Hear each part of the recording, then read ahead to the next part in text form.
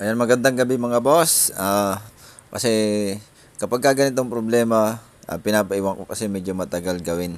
So ito, clutch damper yung papaltan kasi makalampag na.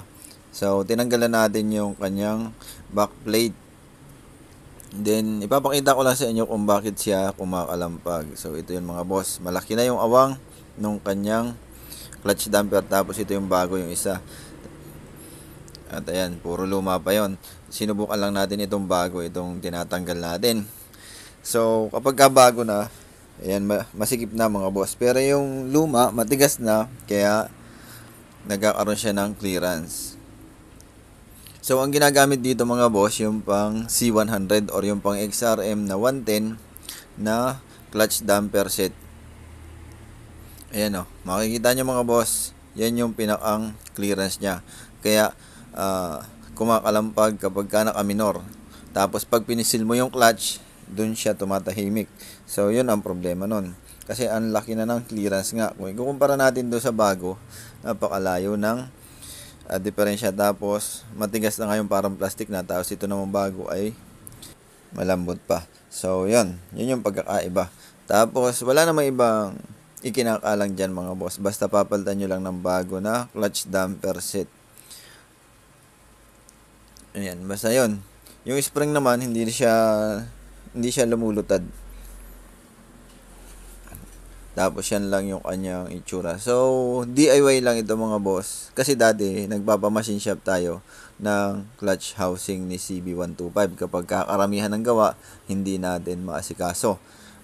Ngayon, ipinaiwan ko na lang ito para maasikaso natin, magawa natin ng tuloy-tuloy. Kaya lang gabi. At yun, ipapakita ko lang sa inyo mga boss. Ayan o, yan yung pinaka-clearance. Lumiliit na yung kanyang clutch damper. So, ito yung bago. Yan, di ba? Napakalaking diferensya niya dun sa bago. Oh. Ayan. Oh. Napakalaki. Kaya kumakalampag yan kapag ka naka-minor. So, ang gagawin nga, rivets lang. So, ipapakita ko sa inyo kung paano yung pagre-rivets. Yan, kung gusto nyo mag-DIY, sundan nyo lang ito. So, ilalagay lang natin yung gear. Then, saan natin isisiksik yung kanyang clutch damper.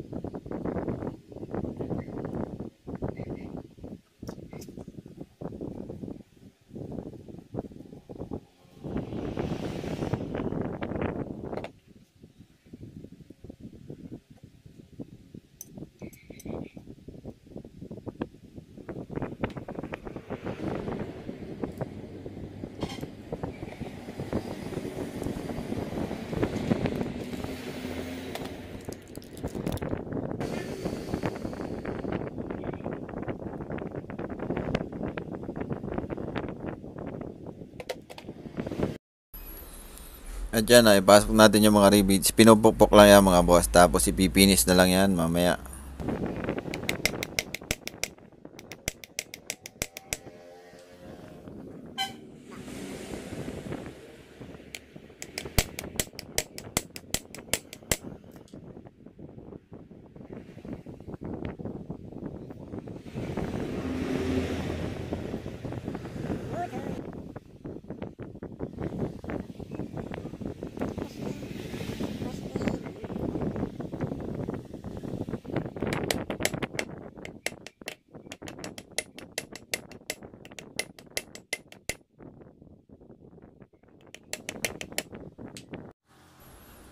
At ayun, ito na siya, kompleto na. Napitpit na natin yung rivets. Tapos ipipinis na lang yan para magmukhang okay.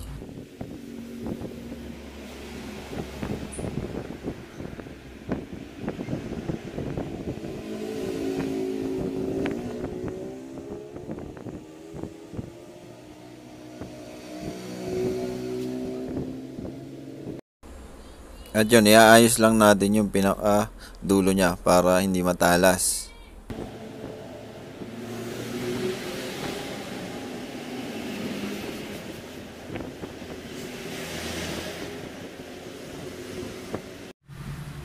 At ito na yung kanyang finished product. So yung backplate mga boss, may mga tama ng grinder. Kasi parang pinukpok na yan dati ay lumubog. Kaya ginamitan ko na lang siya ng grinder. Meron na siya mga tama, kaya lalong lumalim. So yun namang pag-rivets mga boss. Tingnan nyo nilang at yan yung resulta.